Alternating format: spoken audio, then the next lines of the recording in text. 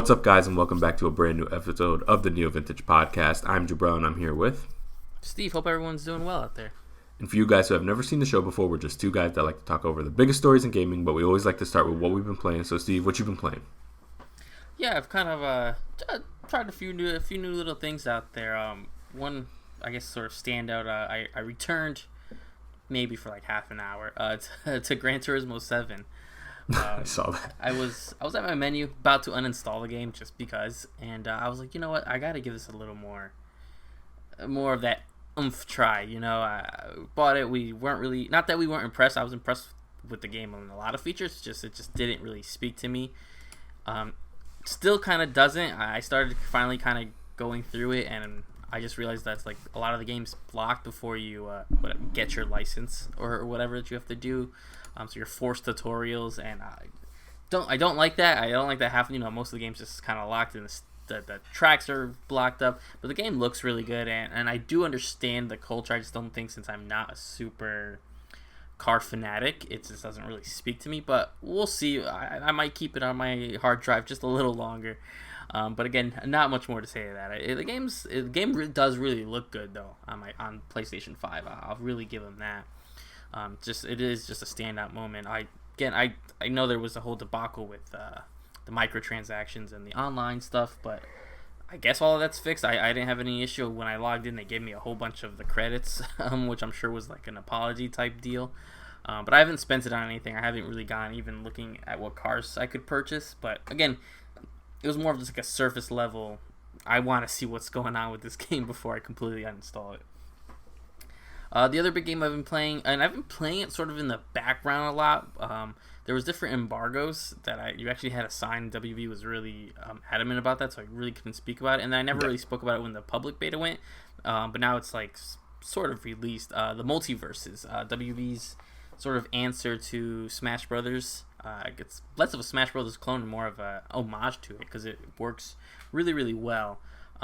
So I played it way back when the alpha was available. I got to try that, but you were super embargoed. You had to digitally sign a bunch of nonsense, so I didn't even want to mention.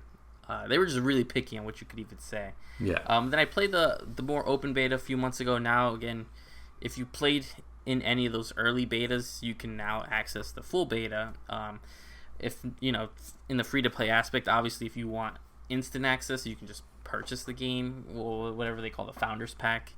But it's really fun. It is, unfortunately, just has this sort of free-to-play paint all over it, where there's constant, ads for microtransactions and battle pass, and it looks a little overwhelming compared to what you think a Smash game should play like. But each character has their own.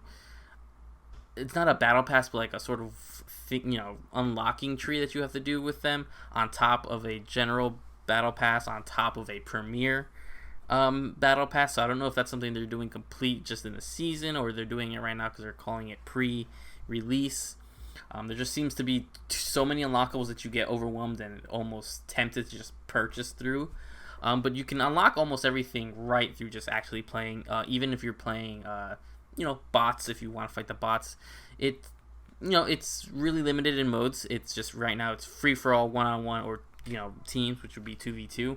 There is no sort of arcade mode or any sort of story mode or anything like that. But the polish is really there, especially when you compare it to, what we had. It's probably almost a year ago, whenever the Nickelodeon Smash game came out, which All Stars Brawl or whatever. Yeah, which had no voice acting at launch, had a bare arcade mode, very few stages, very few fan favorite characters. I feel like this game really took a lot of that into consideration.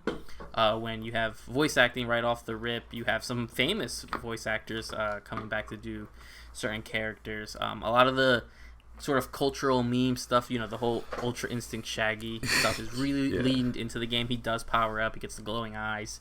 You could do something and he will burst out and be slightly muscular, shirtless. So they leaned into a lot of that stuff, which is really cool. But then you got those fan favorite characters. You have your Batman, you have your Superman, you have your Harley. But then you get, it's wild when you see, Harley couldn't beat the snot out of Steven from Steven Universe, and Tom and Jerry work really well as a duo character. And they just announced the first couple characters coming to it, which were leaked forever ago. But LeBron James from Space Jam is the next character to be released in a few weeks, I want to say, followed by Rick and Morty, who are going to be separate characters. So WB's not being afraid to like really stretch. They have so many IPs and so many options. I'm excited that they're kind of picking and going. I mean, you have Arya Stark from Game of Thrones in here. Then you have, I think there's one or two created characters for the games. It's like this weird dog. Really interesting. But then you have your Wonder Woman, you have your Shaggy, you have Velma.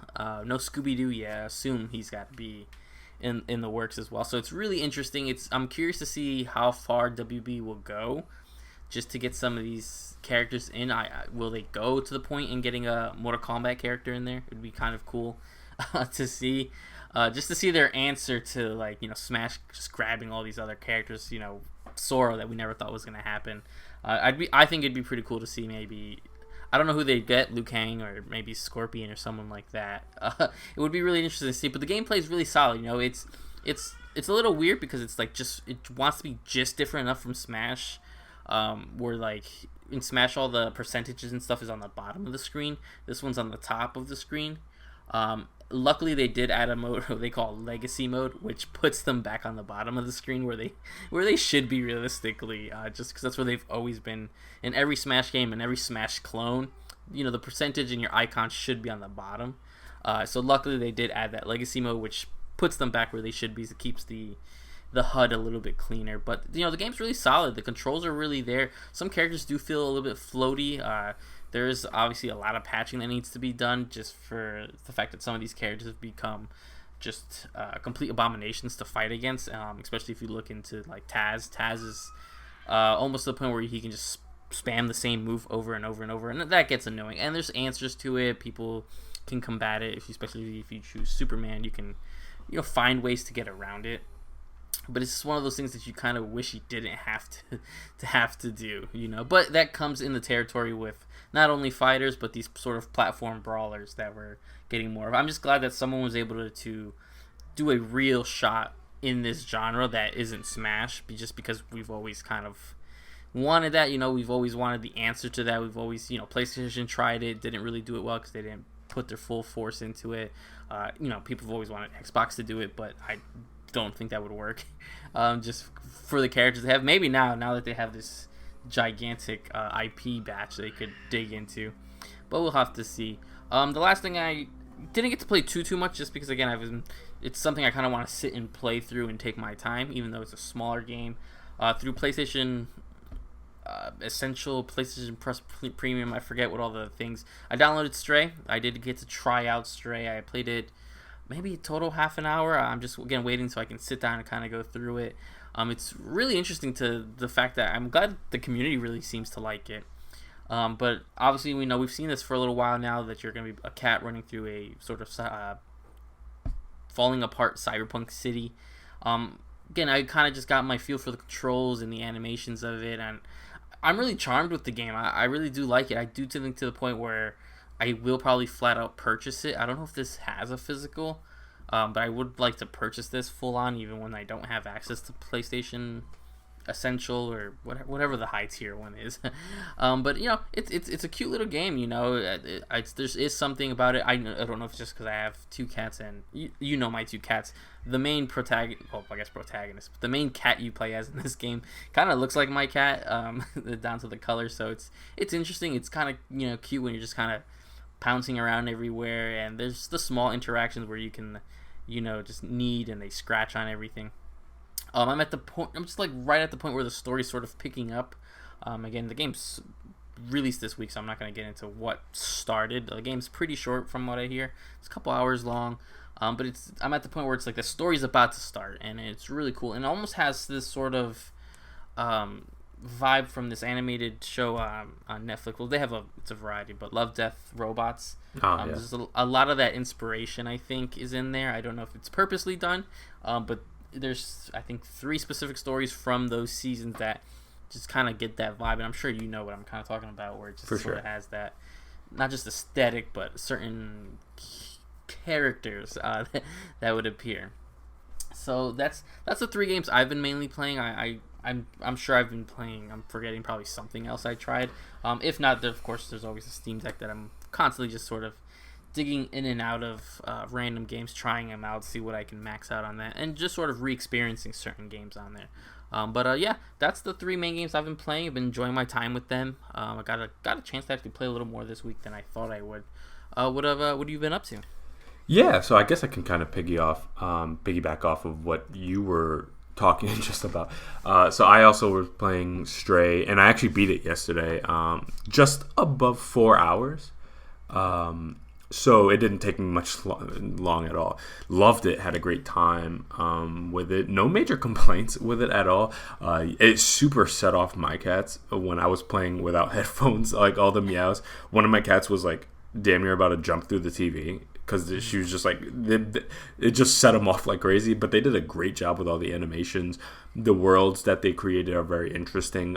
If you're like 30 minutes in, yeah, you have yet to see certain mechanics they add to the game that were actually super surprising. So, with a lot of the promotional material, and I can't go obviously too deep into it. I want to give everybody a chance to experience it. But in a lot of promotional material, you'll see areas that are probably deeper into the game, but you don't get a sense for actually what some of the gameplay tends to do. And so you can get a vibe that it's like this very zen experience, but it's really not at times. It can get pretty intense, actually.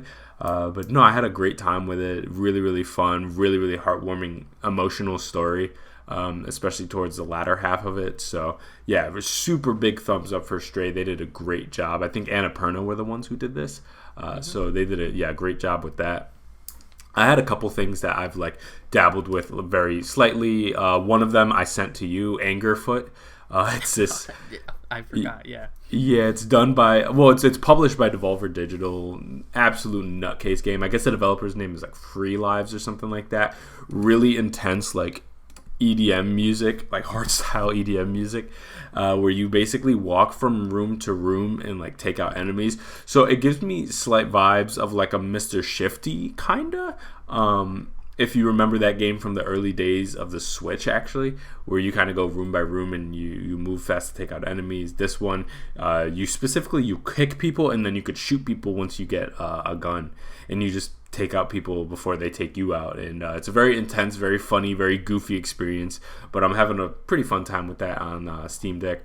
We also have, of course, I continue to play Vampire Survivors, getting more and more proficient, getting deeper and deeper, more characters, more unlockables. Love that game. Perfect game as far as I'm concerned. You got Horizon. I went back to Horizon when I kind of cleared out some of my other stuff on the backlog.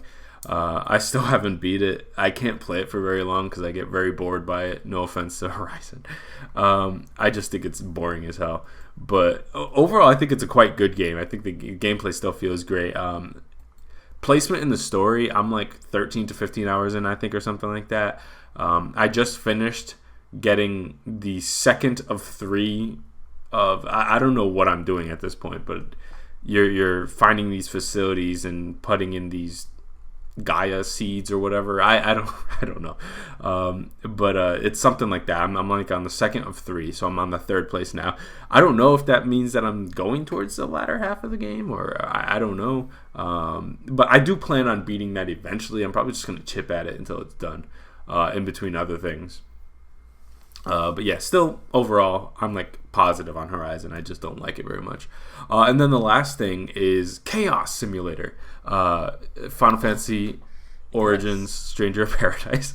I picked it up. I talked to you briefly about it because I was trying to find it on sale, and you came through and you gave me the heads up. Like, it's so funny how like right after our conversation it went on sale. Perfect, because I was like, I'm not paying full price for this, but I wanted to make sure. I'm like, is this good? Because I've only known, I think, 2 people to actually play this game. I don't know much. One is you, and you have your opinion on it. We can get more into that later. And then the other person, he actually likes this game a lot. But the thing is, a lot of the games he likes are like totally not my thing. Like, he likes the more hardcore Final Fantasy type thing, grindy stuff that I'm just not into at all. So I was like, well, we'll see. Let's see. What can I say about this game? It's hard to describe. It's a hard one. Yeah, it's very strange.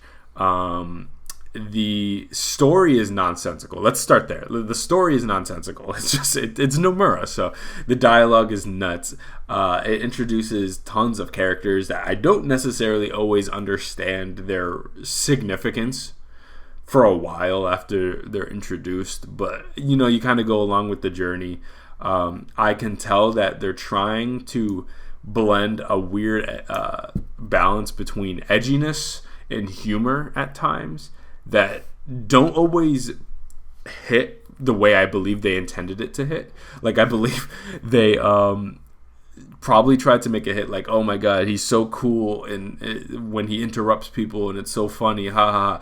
We're more so like, I see what you're trying to do, and it's funny because it's cringe, not because I think you made a well-written comedic timing joke there. But yeah, I think from a story and narrative perspective, it's kind of a ridiculous thing. But I have to be completely honest with you. I find the game to be very fun, to be honest with you. Like, collecting loot and just walking through hallway, it almost gives me more than a Final Fantasy game. It reminds me more of like a Dragon Age at times, where you're kind of walking through these like corridor-like areas that are sometimes mazy, but you're just killing enemies until the next cutscene hits.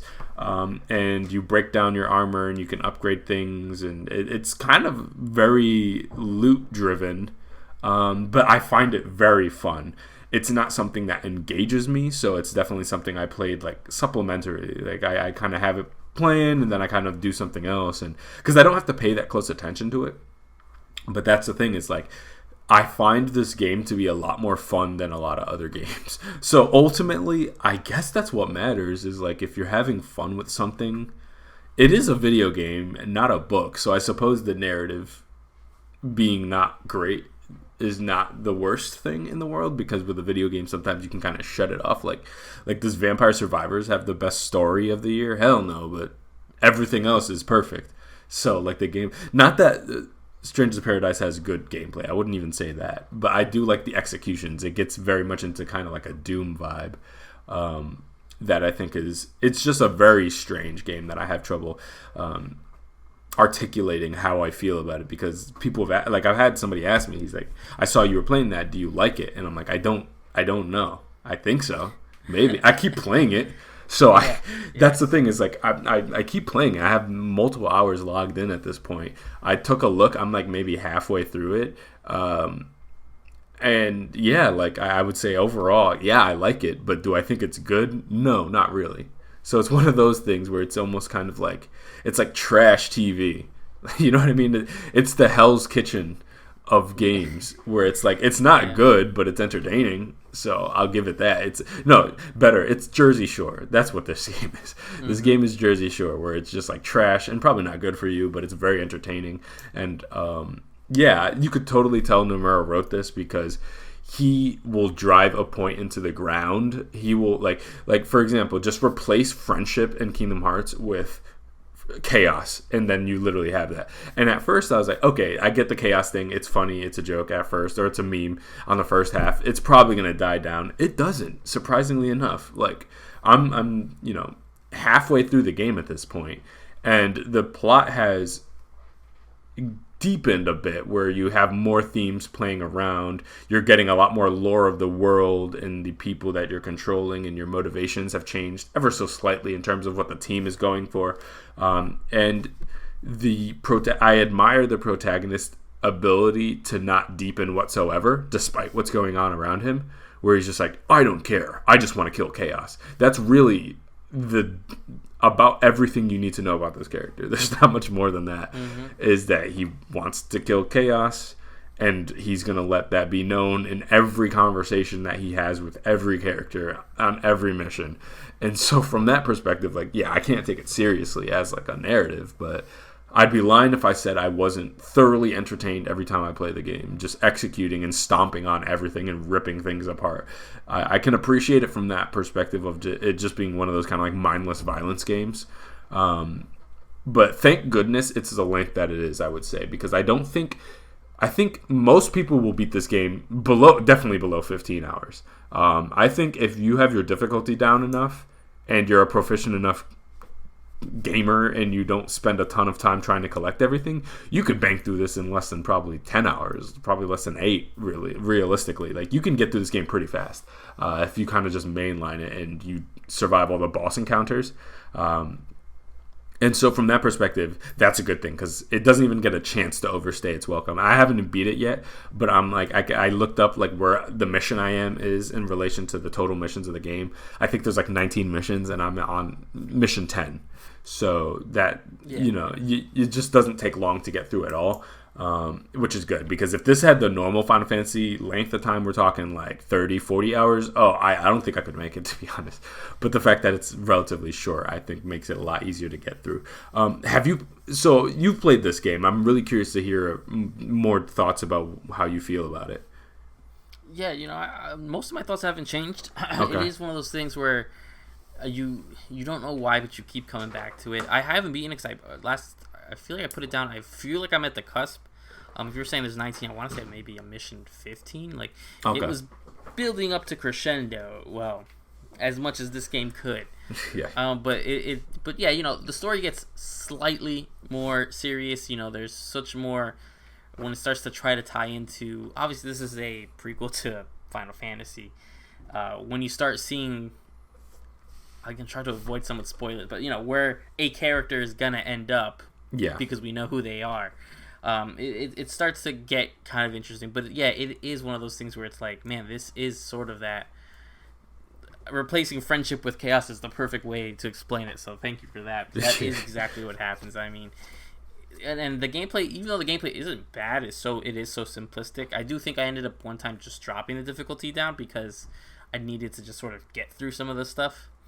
But it's just one of those things where it's like I can't.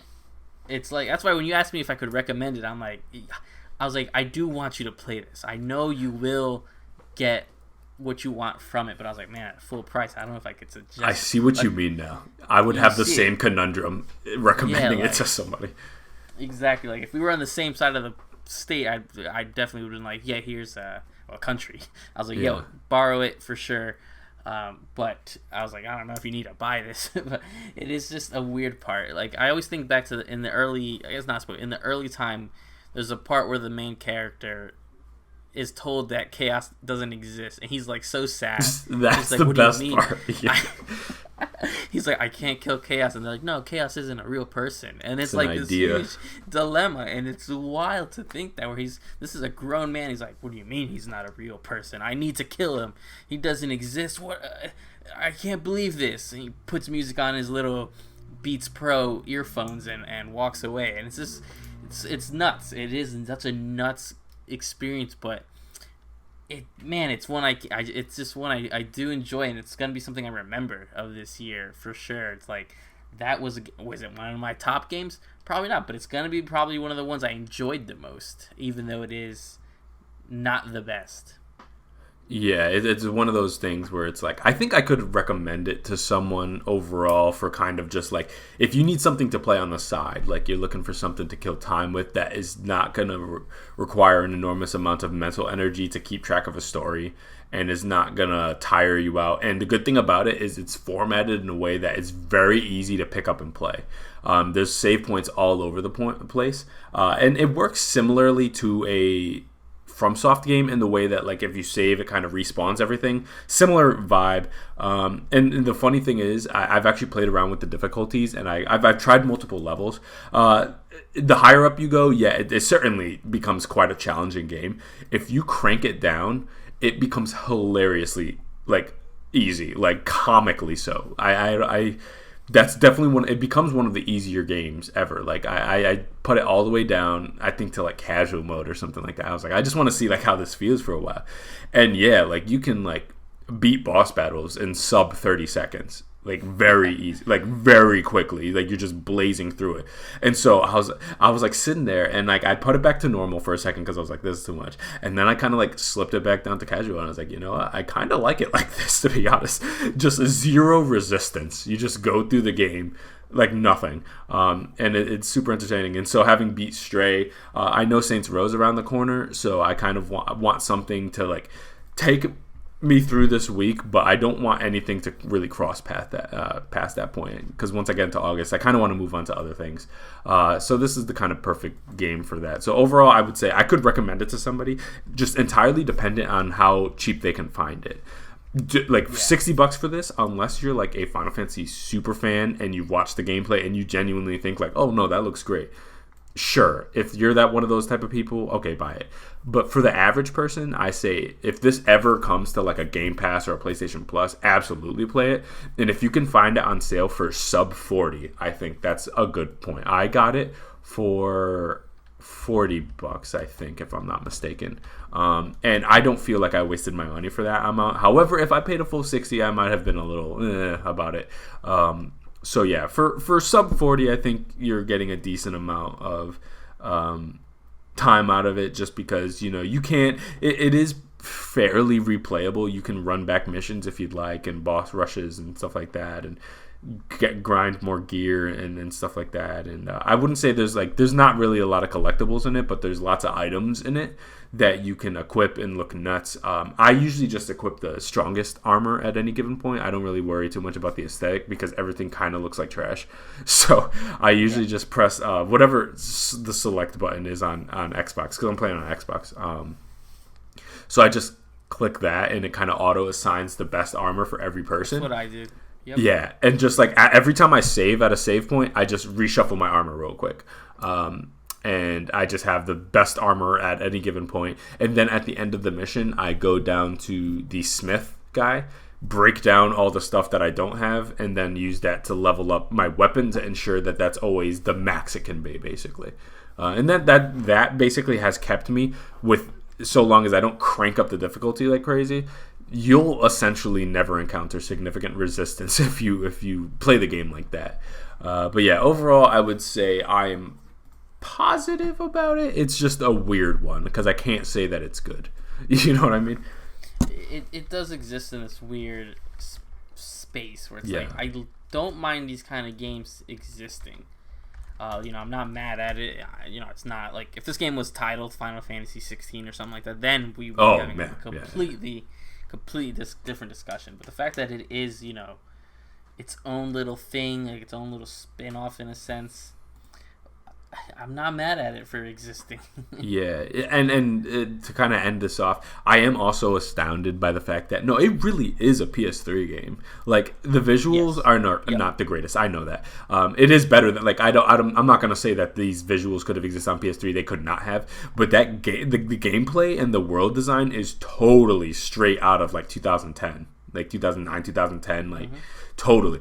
So that's very strange that this product was created so recently. That is the only thing that I wonder about, because it totally feels like an HD remaster of a PS3 game. Totally. That, like, they took it up, they brought it up to modern consoles, maybe fix the frame rate, up the resolution, but it's the same game from whatever 2008, 2009.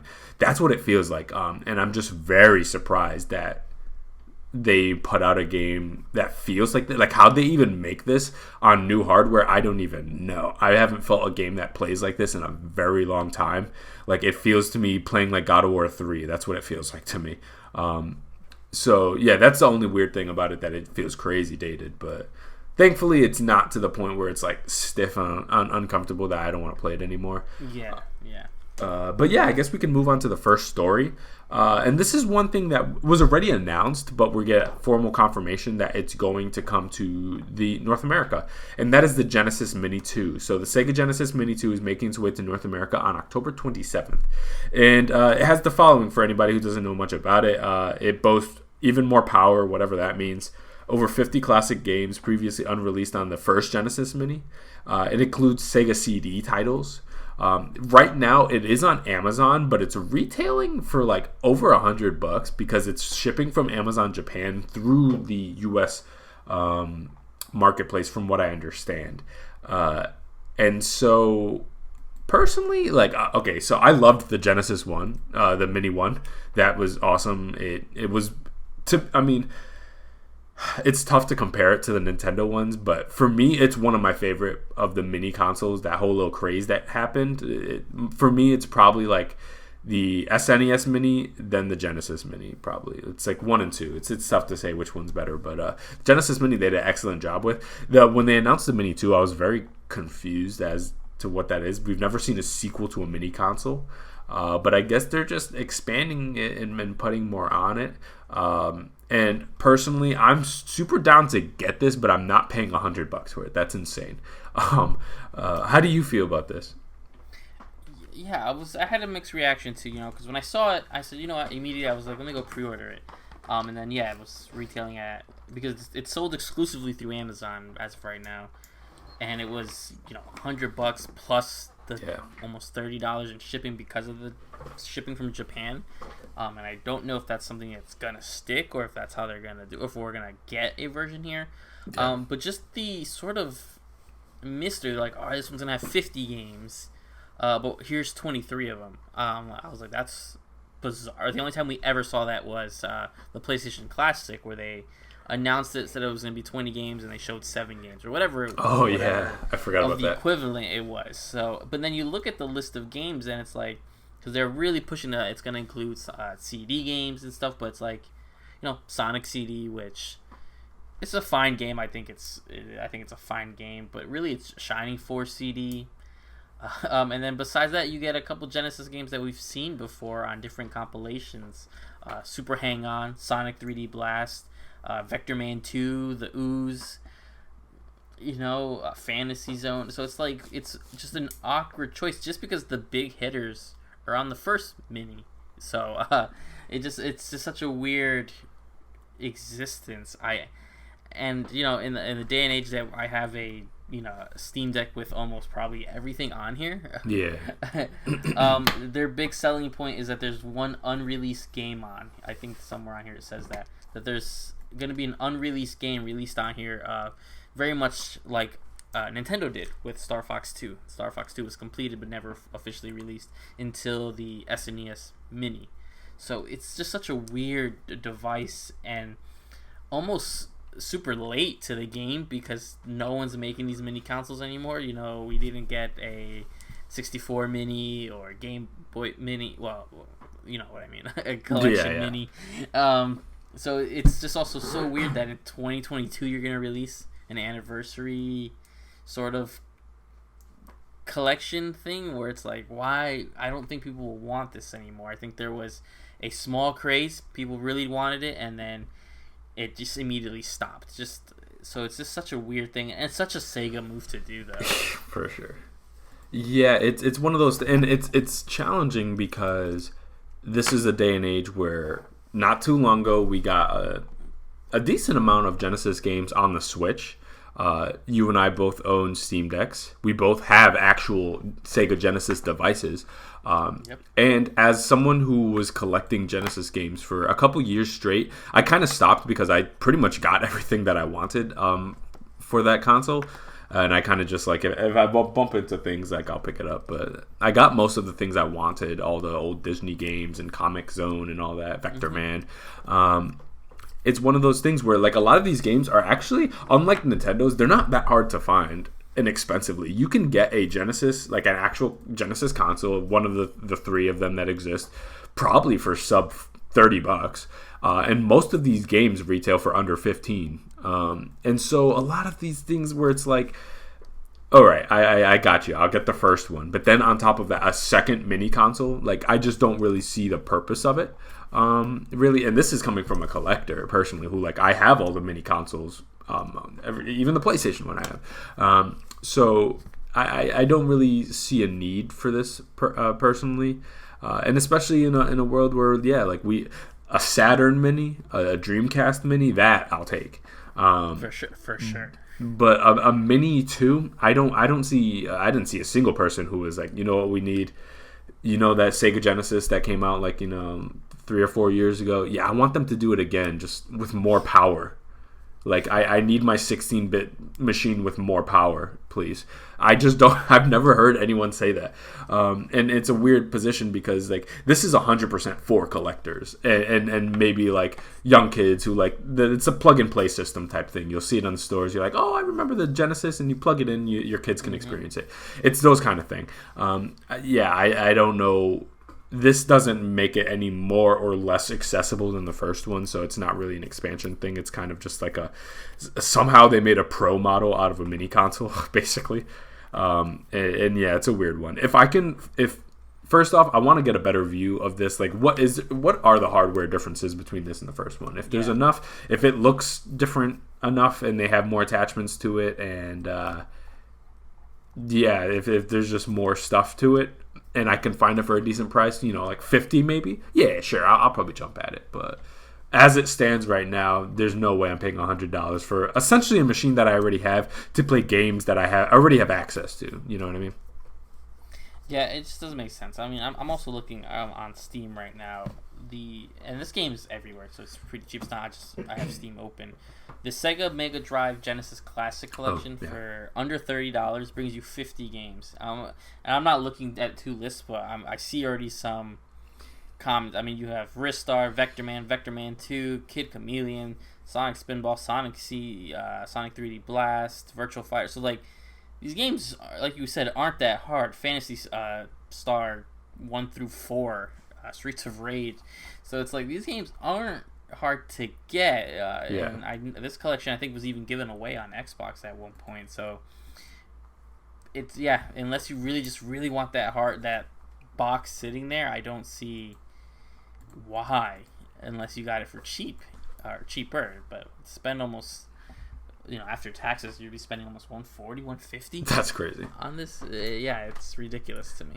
Yeah, and say what you want about Sega, but they have not made it difficult to play that era of games if you are interested in. A lot of publishers don't do a great thing with their back catalog, and Sega surely could have done a better job with some of their post-Genesis collections, but for that generation, there is no shortage of ways to play every game of substance on the console. Now, there are more obscure Genesis games that are a little tougher to hunt down, that you don't really have an easy means of playing, short of maybe hunting down a cart or emulation.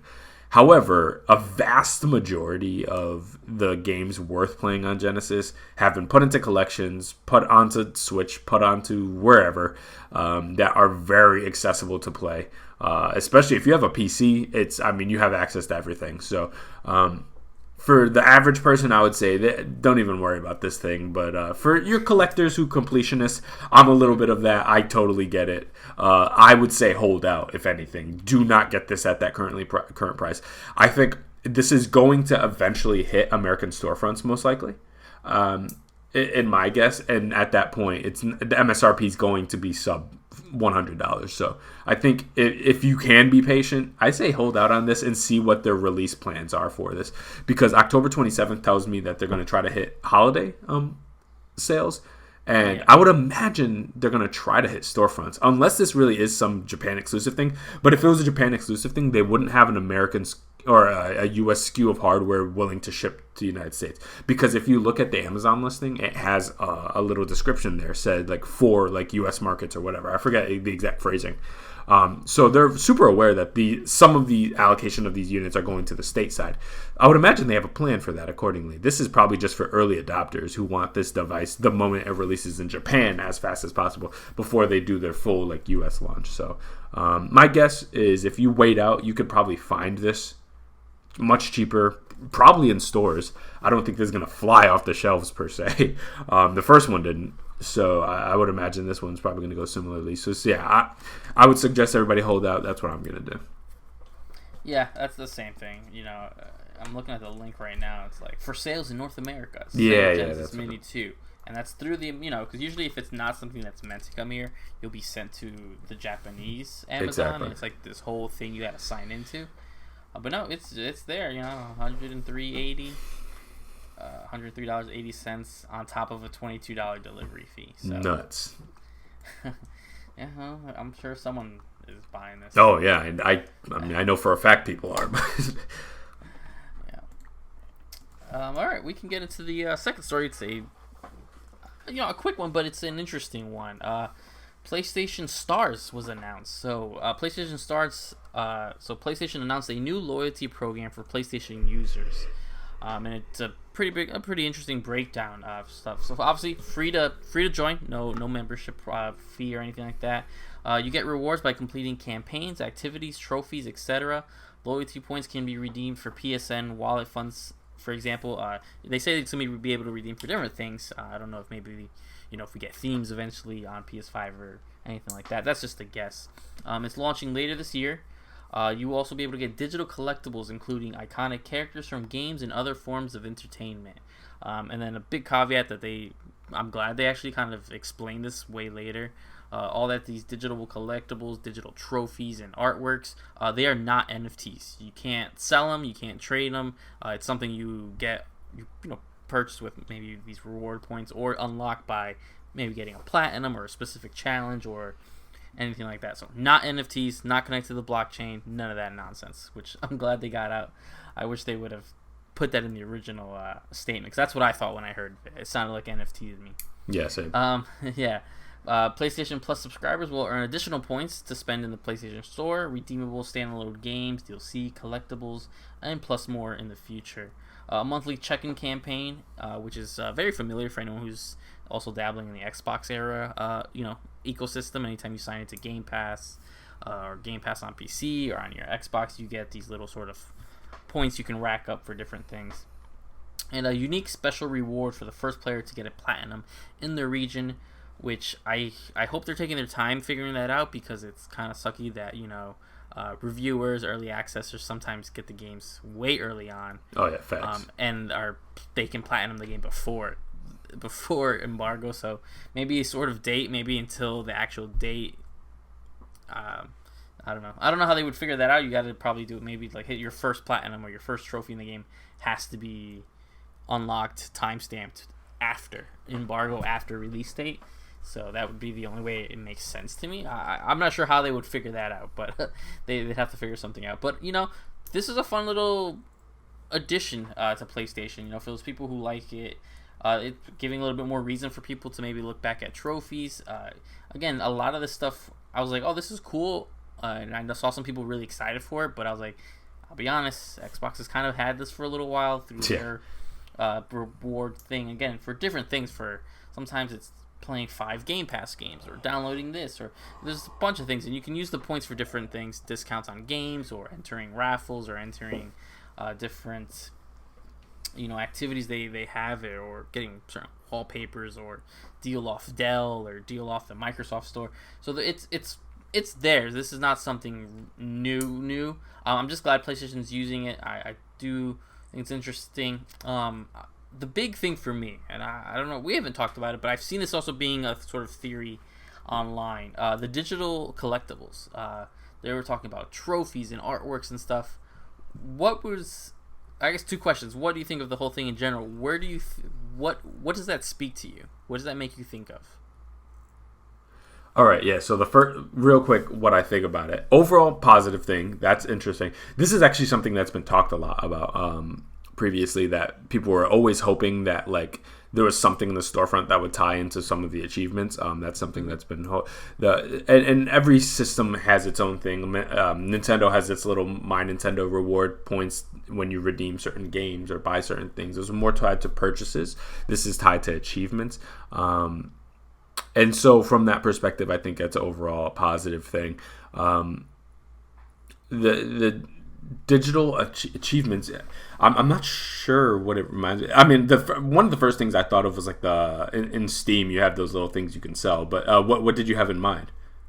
So a lot of people were talking about, because they were talking about digital trophies and things like that. A lot of people are going back to the story we've heard for a couple of years of PlayStation Home coming back, and stop correlation. Don't do it to me. Starting to get the gears moving a little bit. Don't do it to me. I don't want to get your hopes up, but it's something that we talked about a while ago. That there was some PlayStation Home discussions.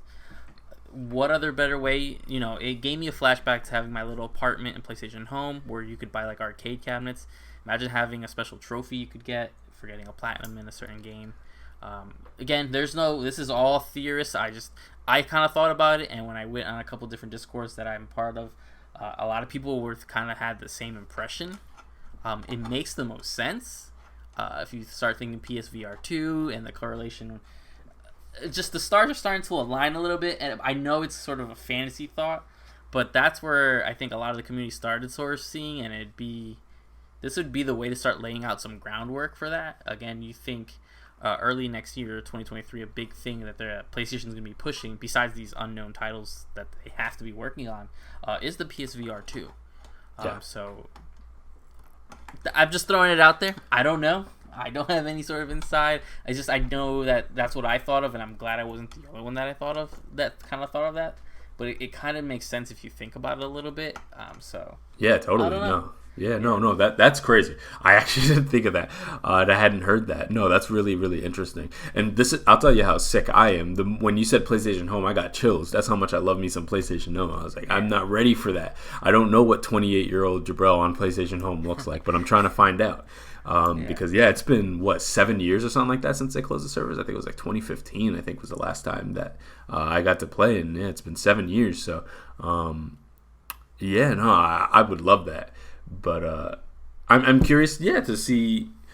So you got like loyalty points can be redeemed. So that I feel like this can basically reinvigorate the kind of trophy hunter wave that existed once upon a time. Like you still have people who are trophy hunters and trying to get platinums and stuff like that. But I would say the culture overall kind of laxed up on it a lot. I remember back in the PS3 era, that was like huge. Going into PS4, like there was a lot of people doing that. And then things kind of laxed, and then the people who are more hardcore about it continued doing it. The average people, like trophy pops, okay, cool. Or I'll try to get the platinum on this game because I really like it. But the trying to get as many trophies as possible thing, I haven't seen in a while. I remember people used to like compare their levels all the time. You remember that era? Yeah. But and I feel like this whole system can kind of bring that back, because now you can actually quantify it. Like now you can actually like earn something from that, because before it was kind of like, okay, you're getting a high level, you're getting a lot of trophies, but it was essentially for like just self gratification, like, you know, completionist. Like I achieved this much. There's almost like this kind of visual to all the work that I've put in. But now you can actually be like, well, I can actually like buy things with this, and so I'm actually like working towards something that's actually can yield something else, which I think is really, really awesome. So I don't think this is going to turn me into a trophy hunter per se, because I just don't really play games like that. Like I haven't platinumed many games at all. Like I haven't really comprehensively played more games. Now, a lot of the games that I've played very comprehensively don't have trophies. Like Castlevania 1, like it doesn't have trophies on NES. Like if I play it on the collection, maybe, but on NES, I play a lot of like my top loading NES. I'm kind of playing all the time, and a lot of those games don't obviously have any achievements. So unfortunately, I've probably burned a lot of the time that I could have possibly been earning platinums on consoles that don't even have it. But yeah, overall, I think this is a really positive thing, and I'm looking forward to see when this gets rolled out and kind of how it looks and kind of how it changes the culture of trophies and achievements going forward. Yeah, that's what I want to see, just really what it is for like the little reinvigorating of that culture. I mean, I have a handful of platinums, some super easy ones, but you know, I think the Ratchet and Clank, A Rift Apart, I platinumed them. I got the trophy. Oh, okay. In that one, but that would have been cool to get, I guess, something a little extra in that. I think I don't know if I'll platinum Stray. I didn't look at Stray's trophy list. That'd be something I'd like to platinum, but you know, but for those people who like put the work in and grind out and got that Elden Ring platinum, which isn't easy. That's crazy. You know, it'd be cool to get something besides, you know, the trophy in it. So it'd be pretty interesting. Yeah, most def. All right, so I guess we can move on to the final story, and this is one that we like to do at the midpoint of every year. We missed June this year, but we did get July. And so basically what we like to discuss is what our games of the year are so far for 2022. I think it's been actually a really, really strong year for video games, but we can get into that a little bit deeper once we kind of go over our favorite games. So the way we're going to do this is we're going to choose our top five, or not even choose, but we're going to discuss our top fives. And then maybe after that we could discuss some notable mentions. And then after that, I would like to discuss some games that we think going forward could possibly crack our top five. or maybe even our top 10 at some point, because we still have lots of games to come. Some I think are pretty obvious, but other ones might be sleeper hits that are worth at least mentioning. So I'll go real quick and just kind of lay out my top 5. This is in no particular order, and then you could go over yours, and then we can kind of discuss from there. So first one. My number one, and again, no particular order except for this one, Elden Ring. I think, it kind of goes without saying. It's a pretty legendary game. I had a great time, and it actually made a Soulsborne game accessible for me. And the magic makes things a little bit easier, but I think the way they structured this game, there's so many quality of life improvements that I was actually really able to dive deep into a Soulsborne game, which was an excellent experience. Number 2, Lego Star Wars. It's simple. It's not reinventing the wheel here, but I think there's kind of a beauty in its simplicity, and that's kind of a theme I've noticed for multiple games that I love this year, that they're not these crazy, insane technological experiences, but they've taken something that's worked and brought it to the highest level they can. And Lego games have been produced for a long time. Lego Star Wars games, we've had multiple of them, and this is kind of just the pinnacle of them. We have all the movies, all the characters, so many unlockables. They added basically a side quest mechanism, so many open hub worlds, dog fightings in it. Like, it's just about everything you essentially want, almost out of a Star Wars game, just kind of with that Lego presentation. So big fan of the Lego Star Wars game. I'm still working on it. It's not something I've completed, but in what I've played of it, I've had a great time with it. Number 3, Ghostwire Tokyo. I've spoke about it previously. Love the aesthetic, love the gameplay, and that's the one thing, they've talked about how important gameplay is, and it has a solid narrative too. But there's something to be said about just kind of walking around Japan being Doctor Strange that I think is so sick. And it ran well. It did not overstay its welcome. It had a solid runtime, and it just delivered a really quality, great gameplay loop experience from front to back. Number 4, Vampire Survivor. I've spoken very highly about this. You introduced me to this game. It's so simple but so addicting, and so every weekend now I spend at least 3 to 4 hours of it just sitting down. I put on a new record and I kind of just go crazy, and then play it for a while. And I love this game. And number 5, surprisingly enough, brand new edition, cracked my top 5, Stray. It is gorgeous game. It's a very compelling narrative, a solid gameplay, and introduced some interesting gameplay mechanics that are super creative. I can't get into it because it'll get super spoilery, but they do some really cool things in the mid to late point of the game that I was actually not expecting at all for them to do. And they straddle this interesting line between artistic Zen experiences, and very comforting, and very intense stealth survival gameplay that I think that mixture of it is such a perfect combo, and I think they did an amazing job. And this is just a further testament of how it is for when indies really get their chance to shine what they could produce. And last year we got Kena Bridge of Spirits that I kind of feel filled this niche, and I feel like this year is definitely Stray. So those are my top 5. What's yours? Yeah, okay, so again, no particular order except for number 1, which, surprise, Elden Ring, obviously. Yeah. Again, a game that I had zero intentions on buying, and not only did I buy it, I even went and I have the collector's edition over here behind my shoulder. I haven't opened it, but it's sitting there. I'm not a huge Soulsborne fan. There's very few that I really gravitate to. None of the Dark Souls really speak to me. Demon's Souls on PS5, the remake, I liked it, but just I knew it wasn't going to be my kind of game. Yeah. Really, the 3 that have spoken to me, Sekiro, Bloodborne, and now Elden Ring, which the ones that aren't part of that, I guess, main series, are the ones that speak to me. So I like when they branch out. But everything about the way the game was formatted, it was just almost, though there was no direction. And I have my complaints. I wish the story was a little bit more prominent because there's a lot of good lore there. I wish there was a slightly more, I don't want the hub filled with anything, just a little more direction of where I needed to be at certain moments. But the fact that a game that had almost no direction for me, and I put just over 40 hours in it so far, I do have plans on going back to it. And me too. Yeah. Attempting to beat it. I don't know if I will get there, but I know I'm at that final section that I need to get through. But the fact that I was so just enamored with this world, where when I was at work, I was thinking about this game, and I'd get home and I'd be like, gotta get to this game. And even if I only had an hour, I would explore a dungeon, or when I had a thought, let me just go grind a couple whatever they call it, whatever the runes, I think it was, the souls or whatever you need to upgrade. I was like, let me go grind some of that out right now, and I would find a secret path between trees that got me to a cool weapon, but then I'd be ambushed by a boss that I would either get wrecked or wreck him because I was so overpowered. The fact that the game gave you options, when you found a super hard dungeon in previous games, you had to kind of just accept it or get through it. This one, you could just leave it alone. I completely missed the first boss for about 15 hours. Then I finally went back and found that I could fight the first boss.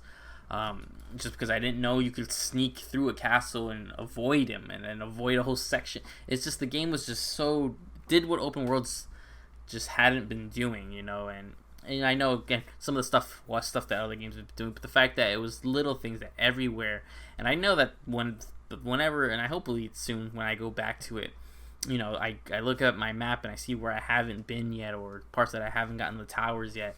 I just know there's still so much waiting for me in Elden Ring, and that's kind of the reason I haven't gone back to it, just because I know I'll probably sink another 20 hours into it, and again, hope to beat it. I don't know how that'll work out, but of course, I love me some Elden Ring. It's something that really just took me just completely by blindside. I had no expectations for it. I didn't plan on even playing it. Moving through the list, I have Horizon in my top 5 just because I know I've recently gone back to it. I know we've been pretty rough on it. Not pretty rough on it. I feel like we've been pretty just on it. Again, I love the gameplay. I love everything. I think I've realized to the point that it took me years to beat Horizon 1, not for anything but the fact that I didn't care for the story. And I've realized that though I do really like this game, I like Aloy as a character. The overall story of it isn't grabbing me. I don't care for it. I don't care for some of the antagonists. I do like some story plots. I do like where the game seems to be going. But I think something about this world and this sort of the moment to moment just doesn't do it for me. But I can't get over how AAA that game feels at the same time. Next, I have Kirby in the Forgotten Land.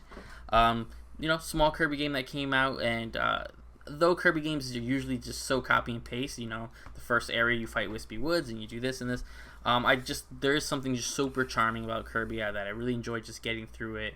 I just thought it was a nice complete package. It was just sort of refreshing to kind of just get through a game, but I also liked seeing Kirby do different things. Again, Mouthful Mode, which again, terrible name, but it did some creative stuff on platforming. In a year that I haven't really played too much platforming to my knowledge, it was really just fun and just sort of such a peaceful game to just kind of get through and take my time with. Again, levels really pretty, especially on the OLED Switch. The level designs were really cool. The music was really charming. So it's just a game that I just was charmed and smitten by. I really liked it. Also, I have Ghostwire Tokyo on here. I did go back.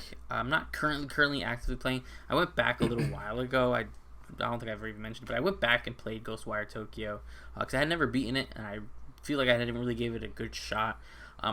And I sat down to maybe play for 30 minutes, and I was just gone. 2 hours went by.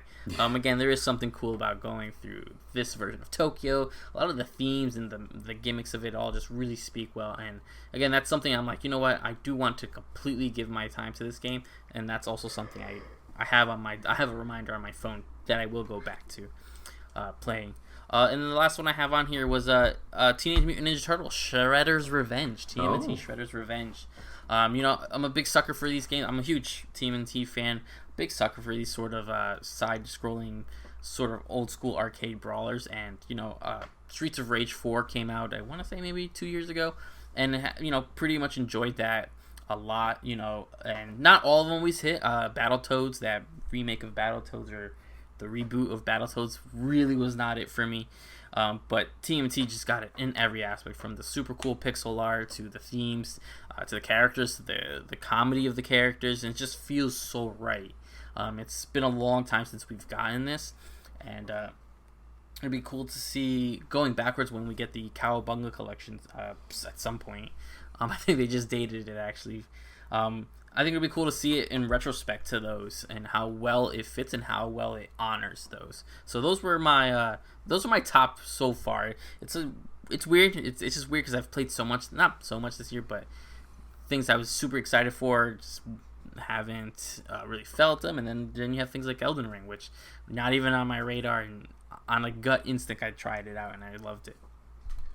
Yeah, it's like a super interesting year where we have some things coming forward in the fall, and we'll get there, that I think are pretty obvious contenders for the top 5. But if you would have asked me, in December of last year, like, okay, these are the things that are announced. What do you think is going to be your top 5? Like, I thought my top 5 was going to look way different. Like, I knew Lego Star Wars would have been in there, and there was a potential for Ghostwire. Vampire Survivor I had never even heard of until I got a Steam Deck.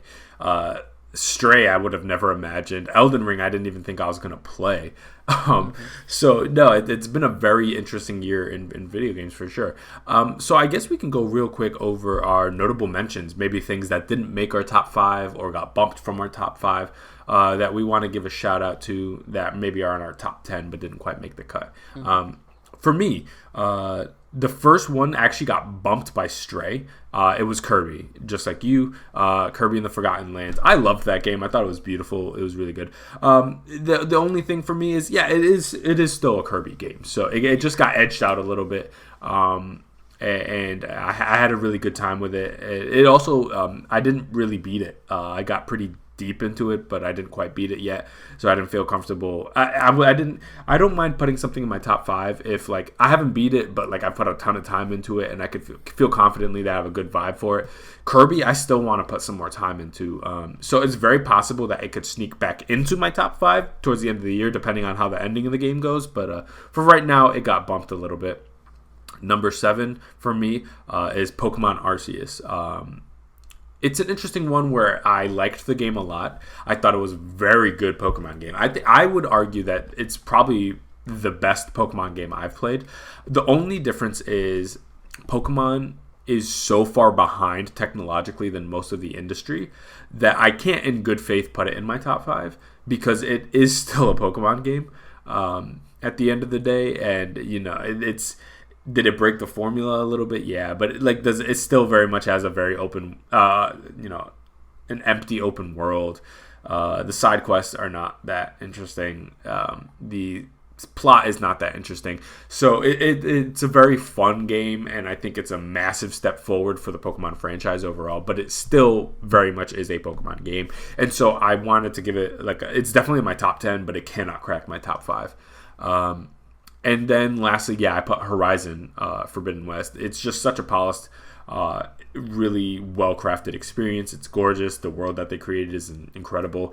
The story, I actually find, when you're talking about and I won't go much beyond this, but the humans that were not impacted by that kind of regression that happened on Earth, that is super interesting stuff.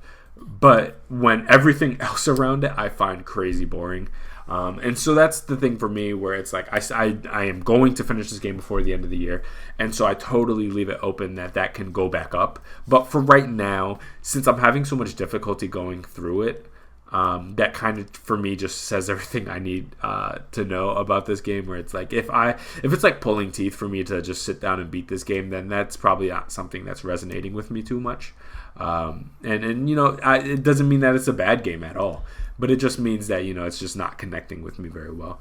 Those are my notable mention. What about yours? Yeah, so, I had my first notable mention, obviously, was Vampire Survivors. I don't know at the end of the year how this is going to be. And I know technically Vampire Survivors, I think, launched in 2021. But it was like December 17th, 2021. So yeah, we'll count We'll count it, a game that a friend of mine was like, buy this. I'm like, $1.99 game. I looked at it. I said, why not? And then I've put something I continually just go back to. I had a flight, and I spent just almost the whole flight playing it. It's just something that really sticks out, and I'm really excited to go. And they keep updating it. I think there's a big joke that there is no vampires in Vampire Survivors. I think they are going to add a vampire boss or something like that. They've talked about, and I think they're also working on getting that game. I believe it's going to come to Switch. Maybe it'll come to everything, but I had to mention it just because of the amount of time I've put into the game. I tell everybody to buy that game. I bought it for my younger brother-in-law too, just because I knew he'd love it. The other game I had, three other games I had to mention Mario Strikers Battle League really quickly. Yeah. I spent a good chunk of time playing it, and nothing over 10 hours, but the gameplay's so solid and everything. I just wish there were more modes to do it. I don't know what's going on with Nintendo and these Mario sports games where they get a super solid base and then they're like, yeah, here it is. And I just wish it had a little more oomph to it. Rogue Legacy 2, also enjoyed that a lot on my Steam Deck. My friend bought me that game through Steam, so I was sort of forced to play it. I'm not huge into Rogue Legacy, Rogue games in general, especially Rogue Legacy. But it is something I spent a good afternoon with. I want to say I had spent maybe a good almost 4 hours in a row, dying, restarting, trying a different character, trying a different weapon, a different pathway, different attacks. It's still something I go to every once in a while, but when I'm in the mood for that sort of rogue, my default is sort of Vampire Survivors, so it sucks, but there is something charming about Rogue Legacy itself. The last one I had to mention that I feel like will probably end up being on my, depending on how the year goes, my top 10 list. That's Evil Dead the game, this asymmetrical sort of multiplayer game that I haven't played in a while. They've done some big updates, I heard, to it. I haven't played it maybe in a couple weeks, but it is something that was just filled with lore and honor to the film franchise, and I enjoy the film franchise. I don't hold it as high as some people do. For anyone who's seen Doctor Strange, Multiverse of Madness, that was something in there. Easter egg more than anything. But it's something to really take care of it. Again, the big thing is you can play this game almost alone. They have bots on both ends. Fighting the different enemies and the demons is really cool, and they're continuously adding stuff. Again, I haven't gone back to it, so I don't know how much they've added to it, but they were supposed to be adding different maps, characters, timelines, so it'll be interesting to go back to, but that's something I had to at least give a shout out that. I don't really play those games that often. I tried the Predator one when they gave it to us on PS Plus, and that kind of was just, it was just there. It didn't have the love for the franchise that I see now we saw in the Friday the 13th game, and we see a lot in the Evil Dead game as well now too. So that's what I had to at least give them a quick shout out, a little wink to them. Yeah, for sure. Now it's going to be a very interesting section. All the games that we think are possible to crack our top 5, or even top 10. And it's an interesting thing because projection's so interesting. Like it's completely based on what like once upon a time, Cyberpunk was my potential for game of the year. One year where I thought it could possibly be, and we see how that plays out. So it's always a very interesting thing to try to project. So I'm just going to go one by one of the ones that I have here, and then we can go through whatever ones that you have that we haven't discussed already. So one potential for me is Saints Row. That's coming out next month. And it's a tough one. I could totally see it going both ways. I think ultimately, based on what I've seen, I'm probably going to like this game. I don't know if I'm going to love it. I totally see the Saints Row identity in there, and that's one of the concerns I had about it. Is it going to feel like Saints Row? The more I see of it, the more I see the gameplay and the characters. I can see that it does. It has that humor of it, but it seems very toned down. And I worry about the cast of it. But if they hit it right, I think this could be a totally great moment to reset the franchise because it's a lot more grounded. So it's probably the most grounded I've seen it since 2. It has some of the humor of 3, the gameplay of 3 for sure, but it seems like it has the grounding of 2, which by a lot of people's metrics is their favorite Saints Row game. So I think it's a very good possibility that this hits, and this is a great time for them to launch. If for y'all who don't remember, Saints Row 4 launched like right before GTA 5 in 2013, and that took so much wind out of their sails and drowned it so bad. Now Saints Row gets to kind of be its own thing essentially with no significant disruptions. So I'm curious to see how that looks like when the industry has its eye on Saints Row as the kind of major open world game to come out right now. Do you have any interest in this game? Do you think you're gonna like it? Do you think it can crack your top 10? What do you think about it? Yeah, so that is one of them that I have on my list. I do have Saints Row on there just because I'm almost in the same boat for you, verbatim, I know we were a little weary about it when it was first shown off. You know, it looked a little too TikTok influenced in a sense. Yeah. But as the gameplays come out, you know, again, we see a lot of that solid gameplay that we saw in Saints Row 2 and 3. You know, it looked a little bit tighter. It looks a little bit more... Obviously, it looks as a more... I don't know if realistic's the term for it. The realistic look to it. It looks just like a more mature look to it. It doesn't look as cartoony as the previous Saints Row, but it also doesn't look as this weird, hyper-realistic like GTA kind of looks like sometimes. So I do like that it's going to be able to hopefully exist in its own thing. I have hopes for it. I think some of these characters are going to be pretty good. I think some of them are going to be a little too cringy, but I guess the overall thing, I'm sort of just mystified. What does a Saints Row reboot look like? You know, everyone's saying they wanted a, you know, I don't know what they wanted. I didn't want a remake of Saints Row 1. I didn't want Saints Row 5, definitely, in that world. So I'm hoping a new start for Saints Row. I want to really enjoy this game. Like, I want it to be high on my list when it comes. Fact. Next one's an interesting one that I think will probably be in a lot of people's top 5s, top 10. But because of the nature of what the game is, I think it's tough to kind of measure this up. So the Last of Us remake. So obviously Last of Us 1, a masterpiece. And so them remaking that with the Last of Us 2 engine, I mean, it's kind of a no-brainer. Like, you would imagine it's going to be the best. Of course it's going to be. You know, Naughty Dog puts out great work. But again, it is a game that we've all experienced before. They're changing some stuff up. It is a $70 full priced video game, so it's a bit of a tough one for me. Where it's like I totally want to. I'm gonna play this game. I'm gonna get this game. But I am conflicted about the necessity of this game. But I have no doubt that it's going to be an incredible experience because, I mean, you almost can't go wrong. You take one of their best... I mean, I wouldn't say universally, but a lot of people, maybe most people, prefer the first one over the second one. I love the second one. Don't get it twisted. But the first one is kind of uniquely a masterpiece. And so giving it that fresh coat of polish, I mean, of course, it's probably going to be Game of the Year. What do you think about it? You know, I'm in a stuck place with this. You know, not the dilemma that the game's being remade. Though I do think the game's not even 10 years old, and it's being remade, repackaged. I just do think it's gonna be a hard sell. I've been back and forth if I'm gonna get this because I mean I will get this eventually. Let's not get it wrong, but it depends really what else I'm doing at the time because it is, you know, that is a $70 release, and the game graphically looks really good, artistically looks really good, looks on par with part 2, which was kind of the point of it. But at the same time, am I going to get to a point where, you know, I think the beginning of the game is really strong. I do think there's a small part in the middle of the game which kind of, you know, lingers because it's fluff for the game to be a game. Will I end up getting to that point and just stopping, then struggling to go back, and it's a whole thing.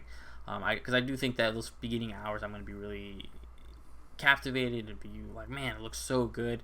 It's been a while since I've played The Last of Us Remastered. I don't know if I'm gonna notice this stuff off the bat. Like while I'm playing it, this is gonna be like what I remember it looking like.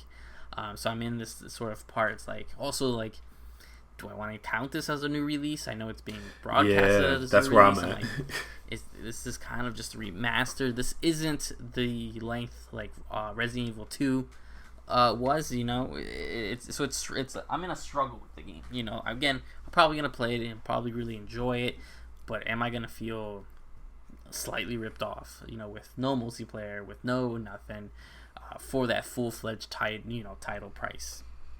Yeah, it's tricky because it does say remake. So the way we've treated previous remakes is that it's its own thing. Because if it's ground up, if it's for real a remake ground up, then yeah, you treat it as a new experience. Like Final Fantasy VII. I don't think anybody's saying Final Fantasy VII doesn't count because it's a remake, you know.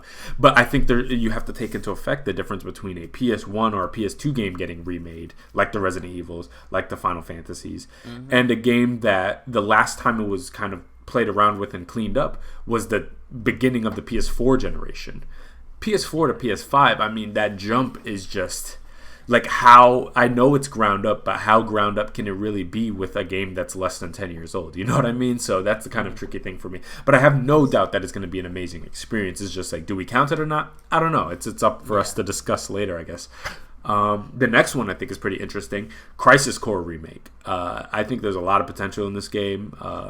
It has the added benefit of not having been touched in a long time. We're in kind of a Final Fantasy VII resurgence right now, and this is given an excellent time to kind of revisit some of those side stories that we got. And yeah, Crisis Core, well-beloved PSP game, and so to finally have a beautifully realized full remake of it on newer consoles, I think is a dream come true to a lot of people, and I think there's an enormous amount of potential because a lot, like, getting that kind of Zack resurgence again, I think is going to be kind of crazy. For a long time, a lot of people in our generation, like there's a contingent of people who like swear by like Zack being their guy, a lot more than even Cloud, but for some people. And so to give them that opportunity to play this game again, I think this has a high likelihood of this is almost certainly going to break my top 10. Does it break my top 5? I don't know. What do you feel about this? Yeah, a similar boat. I'm a huge Crisis Core fan. I just I replayed it a few years ago. Had to jump through some hoops to get it running on Vita. Yeah. But it is one of those things where I'm like, man, I wish they would sort of bring this forward. And I didn't think we were gonna get a legit Crisis Core remake, re-release, whatever you want to call it. I thought it was gonna be just folded in a little bit with the way we saw Final Fantasy VII remake going. Me too. Yeah. Saga again. Try to avoid some spoilers, but there are some things that look like are gonna. Now we don't know, because how much tweaking are they going to go into Crisis Core story-wise, things like that. Story, because there are some things that seem to have changed, and going with the remake and the reimagining of the series. So I'm really excited to get my hands on it. I do hope it actually launches this year because I'd love for it to. I do think it'll probably easily be in my top 10, just because I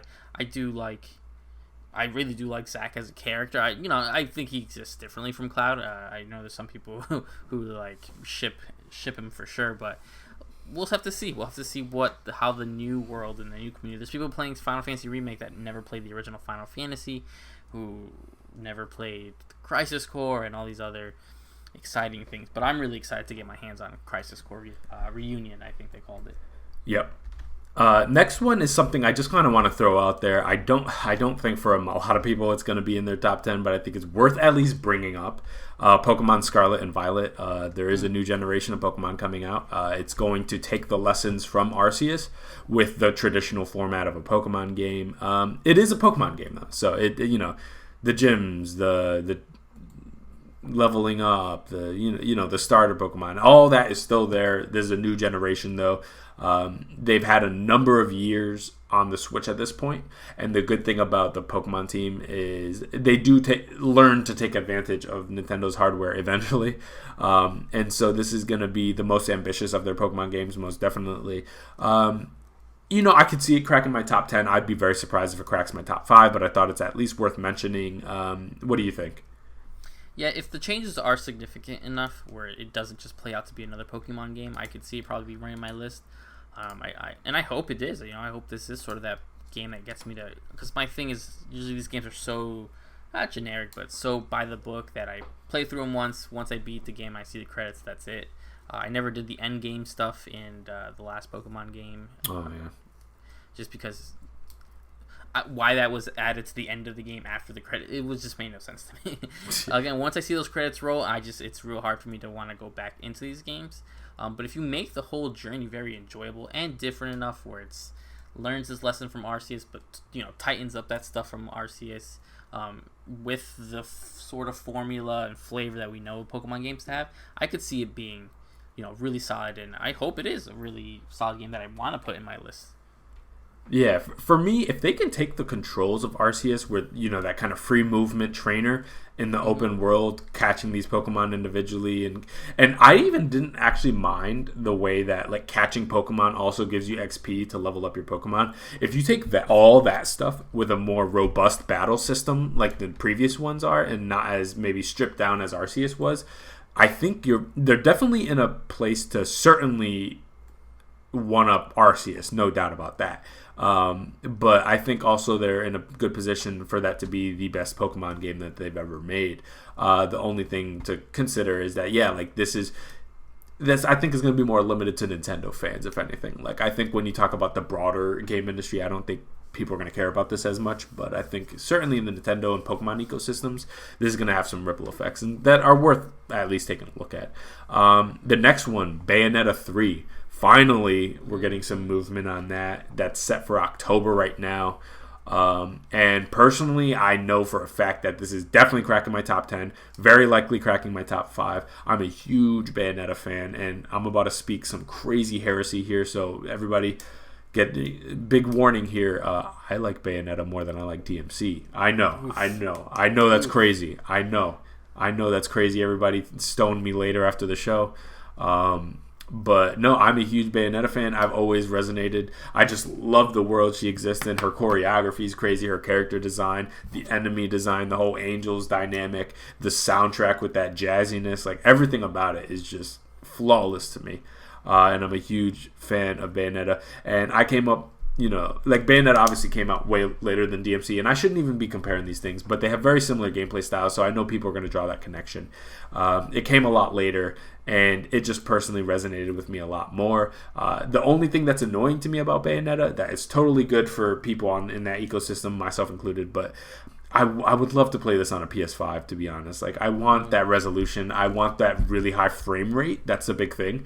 And the good thing about them is that the previous two ran very impressively on Switch at that time. And so, they know what they're doing, and I have confidence that that's going to look crazy on the OLED. But that's the only downside for it, is I just really wish I could play this on like a Series X or like a PS5 or whatever. But Bayonetta 5, where are you at with it? Bayonetta 5? Oh, shit. Bayonetta 3. Bayonetta 3. Yeah, so, I mean, I guess I have even a hotter take here. My only experience with Bayonetta is I tried playing Bayonetta 1 when it was re-released on Wii U. So that's my only experience. I've played a few stages of it, and I thought it was fine. I do like the style of it because obviously it's reminiscent of DMC. For sure.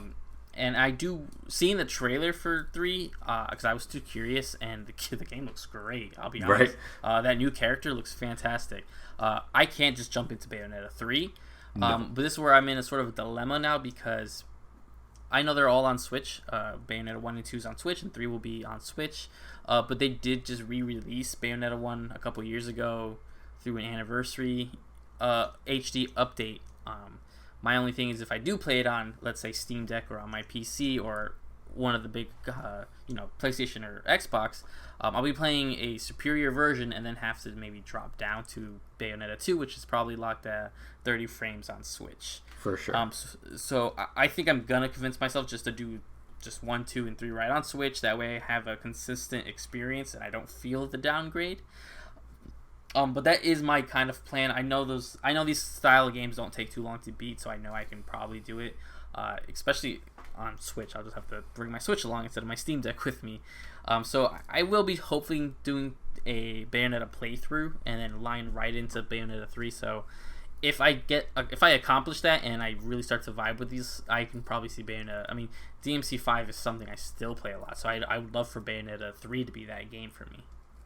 Yeah, totally. And yeah, if I had a suggestion, definitely, do the Switch versions. I have 1 and 2 on Switch. That's how I played through them. And yeah, I agree that you probably don't want to feel that downgrade too crazy. Get comfortable with playing that on Switch. And thankfully, I was able to beat both 1 and 2 below 25 hours combined for both. So I think you'll be able to get through it relatively quickly. It, again, just like DMC, it gives you these arenas. So it's definitely reminiscent of like that DMC 3 era kind of gameplay. And the DMC reboot, that's definitely the vibe that they kind of go for, and their world design for Bayonetta 3, or Bayonetta in general. So yeah, definitely, I think, give that a shot. Play Bayonetta 1 if it resonates with. That's the thing about Bayonetta. It's very consistent. So you'll know whether you like Bayonetta before you get to 2, I would say. Yeah. You'll play the first one, and if the first one you rock with, you'll like all the rest. But I would say if you're not into 1, 2 is not going to save it for you, because 2 is an expansion on what they do with 1, but it's definitely of the same vibe. So big fan of those. Next one I think is worth mentioning. I don't think it's going to necessarily crack it, but it might. Splatoon 3. That's in September. The only reason I put this here is I'm not the biggest fan of the online modes. This is not a far departure from what they did in the first and second one. However, the story mode of Splatoon 2 was really good. And so to me, that combination of the salmon run,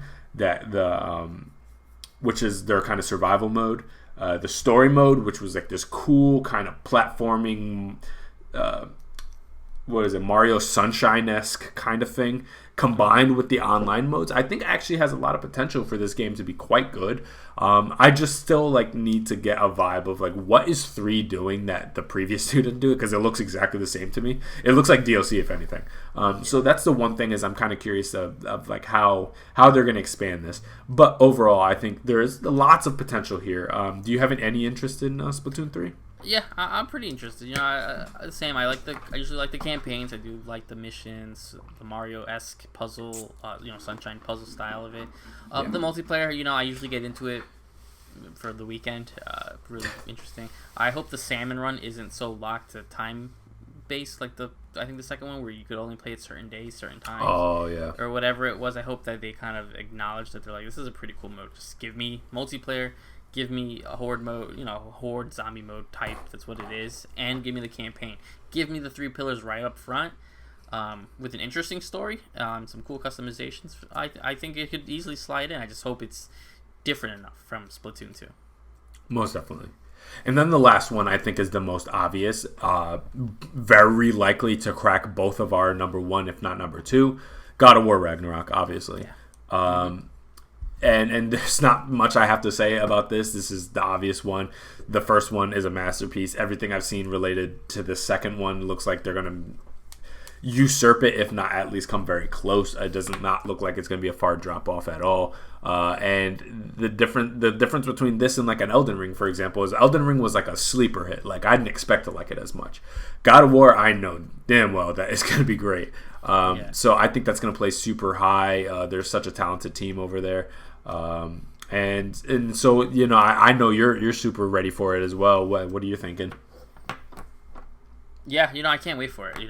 This is obviously one I had on my upcoming list. This is something I see. Again, it's going to be a struggle between Ragnarok and Elden Ring for number 1. I do think having an established universe, having the characters, is what's going to push Ragnarok to me to number 1 spot, just because I can't name you one character. Besides some of the bosses, I can't name you one character from Elden Ring. I can't tell you what some of the storylines were. Once I beat certain plots, I just left it in my mind. But once I see Kratos again, all these characters again, I want to see how the whole Thor thing. It's not a spoiler. He's in the trailer. How Thor is gonna really work. I'm excited to hear Mimir again on my hip.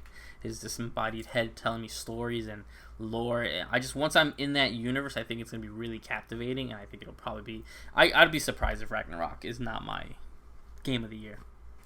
Yeah, and even if it doesn't crack number 1, I think it's certainly going to be both of our number 2s at the very least. And so that was all the ones I had. Did you have any that you think have a possibility that we haven't mentioned yet? Yeah, I only have one that you didn't touch on. Sonic Frontiers. I think. Oh yeah. It's a mystery. Am I going to say it's going to be? It's not going to probably be in my top 5, but if the game comes out and the gameplay's fun and it's stable, I think are the big ones.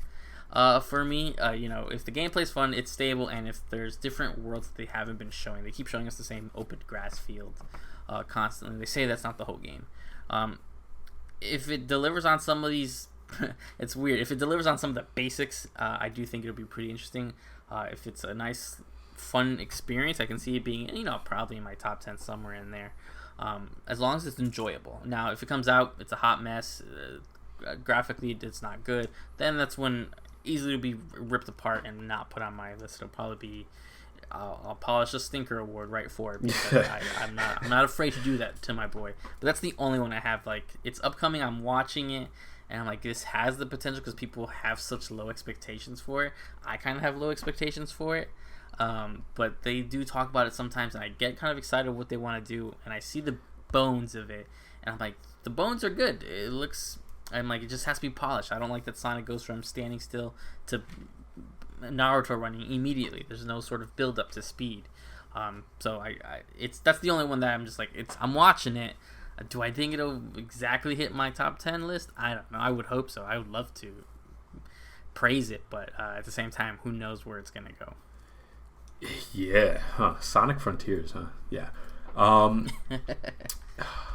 I'm so conflicted about it because the one thing is, like, there's a very high likelihood that I think this game's going to be fun. Like, I do think they're going to be, because, like, hell, I had fun with Forces. Like Sonic games for the most part, I think are pretty good time usually.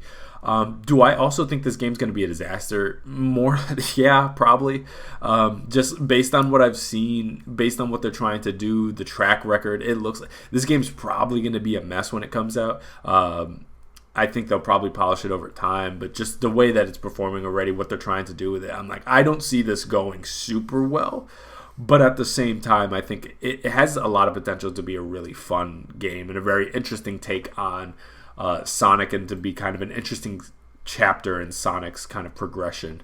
But I think this is them.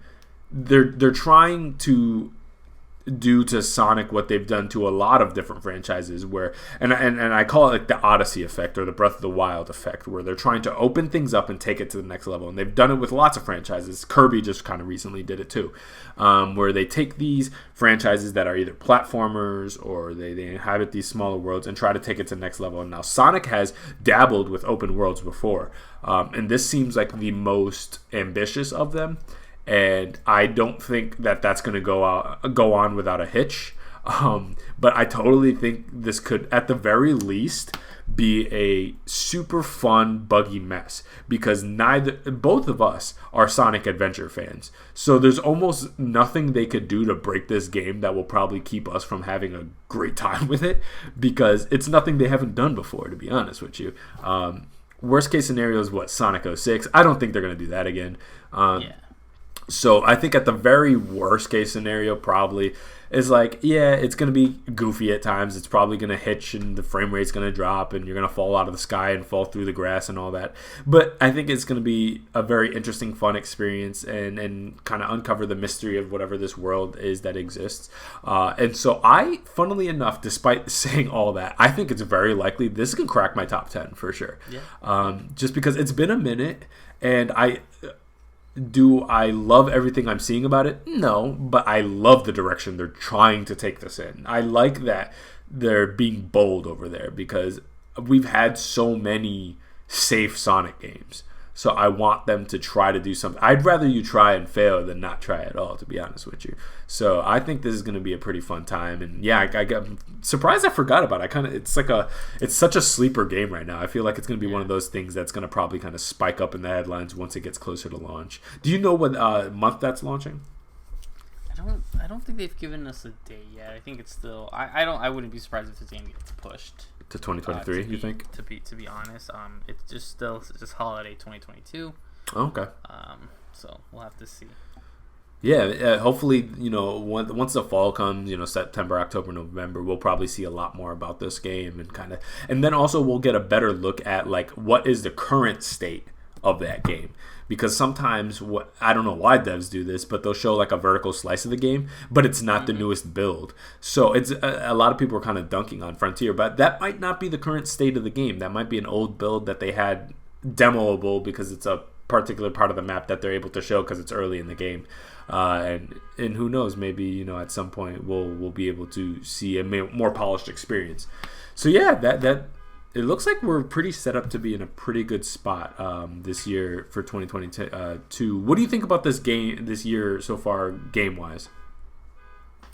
It's really interesting. We're feeling this weird continuously effective things being delayed. We we kind of had hopes of playing Starfield this year. I didn't, but Starfield this year, Redfall. There's things we wanted to try and play, but it's given me time to try things I didn't think I would. Again, because of the emptiness, I tried out Elden Ring, even though Horizon was right there a couple days before. So it's an interesting year. I think when we look back at it, it's going to be a strong one. It's going to the big guys are going to shine a lot. I think Elden Ring, Ragnarok, I think these games are going to shine really bright just because of the sort of non-competition. It kind of it's going to be just weird. It's a weird year where we played some of these solid games. Where we played we played a Pokemon game at the beginning of the year. We're going to be playing a Pokemon game at the end of the year. We didn't. We had a pretty big Horizon. Horizon was a Horizon, Elden Ring were big games in the later early spring, late winter area, and then we have Ragnarok and Last of Us Part 1, and a couple of these other big guys coming. So it's going to be an interesting year when it all rolls out. I think where some people think it's a flat out weak year, I think people are kind of forgetting some of these bigger titles. And then you have things like, I think Stray is going to be one of those games that I'm going to easily really enjoy, and it'll probably be right up in my list. By next week, that game will probably be in my top, if not top 5, it'll definitely be my top 10. Yeah, for sure. Yeah, when I kind of look at this year, it's an interesting year because it's got a breathability to it. Like, it gives you time to kind of breathe and catch your breath and go to your backlog. We're not getting hit over the head like month after month after month like we have in previous years, like 2017, 2018. These things are just you did not get a chance. 2022 is interesting because it's recovering from COVID's impact on the game industry. We're starting to get things that maybe some things were supposed to launch a lot earlier or got delayed or whatever. Things are actually starting to come out now. We're still getting delays, but things are starting to rebound a little bit on the game industry front. And it's very interesting because unlike, despite the fact that there's so many kind of these open pockets, at the end of the year, we still have these lists of really strong contenders that can be held up against previous years that did have that kind of constant. So it's like we're almost congregated in seasons. Like the front of the year was really heavy, the back of the year is going to be really heavy. So we still have the same quantity of really good games. It was just not spaced normally, I would say. And yeah, I think Sony, with having God of War and Last of Us, and Nintendo having a pretty solid year. I feel like last year was a little dry for them. This year, I feel like they have a little bit more to show. It's not a banger year for Nintendo by any means, but I think, they did their job. To be honest, the only people I'm disappointed with this year is Microsoft, to be honest with you. It's just, I don't, they have so much in the work, and I don't know where anything is the problem. They just don't have much to show for it yet. Still, I don't know where Perfect Dark is. I don't know where Fable is. Bethesda is not firing until next year. So we're in a weird, and then Halo and Forza went already. So we're in a weird place right now where Microsoft just doesn't have anything. And I haven't seen that in a while, where they have nothing, like nothing. They're completely relying on third parties. That's crazy. So I really, and that the crazy thing is Microsoft has nothing, which is okay, that's fine, but we always had something on the horizon. So like, people talked a lot of crap about Microsoft, but they're like, hey, but at least Halo and Forza are coming. Right now it's like, is Forza Motorsport it? Like, I don't know. And I'm like, I love my Xbox. I'm like, please guys, give me a reason to play this thing, like, please. And so that's the only thing that I would say maybe Microsoft disappointed me a little bit this year. But I would say overall, very strong year. And when all is said and done, if so long as none of these that we kind of laid out become stinkers, I think we have like a very strong year. Not the strongest of this generation, but certainly the year that I feel like the next-gen consoles, the PS5, the Series X, finally found their footing. The previous years were definitely transitionary. They were still getting used to it. This is the year that I feel like we finally, not everybody, but a lot of us said goodbye to the PS4, said goodbye to our Xbox One, moved into these next one. The developers moved over, and we started getting a lot of experiences that were definitively current gen and didn't feel like weird transitions because of previous hardware that they had to accommodate, which I think is the point that all of us kind of early adopters on the consoles look for, is that point where it's like, okay, we're finally getting PS5 games, not, up-res versions of PS4 games, which is the most normal thing to get at launch. So I'm feeling pretty good about it, and I'm glad you are too. And so we'll probably have a lot more to say about a lot of these other games that are coming out. And by the next episode, I would have beaten Strange of Paradise. You'll most definitely have beaten Stray because it's only 4 hours long. And so we'll have more insight to bring in there. So that was the show this week, guys. We'll have more for you in the next episode. This was NeoVintage Podcast. I'm here with Steve. Hope you guys enjoyed. And we'll see you guys then. Bye.